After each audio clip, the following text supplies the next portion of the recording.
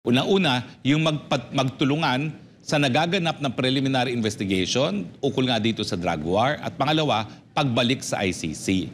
Now, yung una po, yung pagtulungan sa ICC, imposible po yan. Bakit?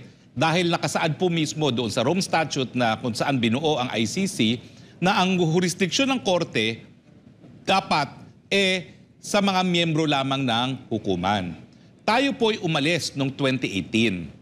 Ngayon, dahil nagkaroon na naunang desisyon ng International Court of Justice na yung mga estado hindi po pwedeng umalis ura-urada sa isang tratado, kinakailangan merong reasonable period of time.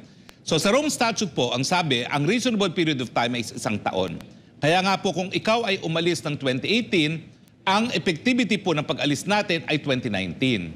Pero meron din nakasaad sa Rome Statute na kapag isang bansa ay umalis sa Rome Statute, hindi maapektuhan yung katungkulan na makipagtulungan sa mga bagay-bagay na meron ng cognizance, ang tawag po doon. Cognizance ang salitang ginamit. Ano po ibig sabihin yun?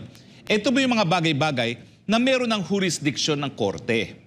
Kailan ba nagsisimula yung jurisdiction ng korte? No? Alam niyo po, kakaiba ang ICC. Kasi nung yan ay tinatalakay, yung mga Amerikano nagreklamo. Bakit napakakapangyarihan itong prosecutor na ito? Pwedeng magdemanda ng mga nakaupong presidente and yet hindi naman siya halal ng taong bayan kasi sa Amerika po halal ang taong bayan.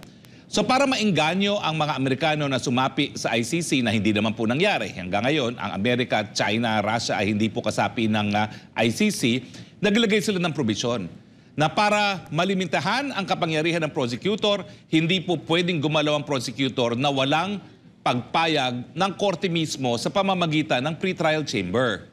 Ang tanong, kailan ngayon yung kooperasyon na hindi maaapektuhan kung ang isang bansa ay bibitiw sa kanyang pagiging miyembro ng ICC? Ito ba doon sa level ng preliminary examination na wala pang interbensyon ng hukuman? O doon sa preliminary investigation na kinakailangan payagan ng hukuman ang prosecutor?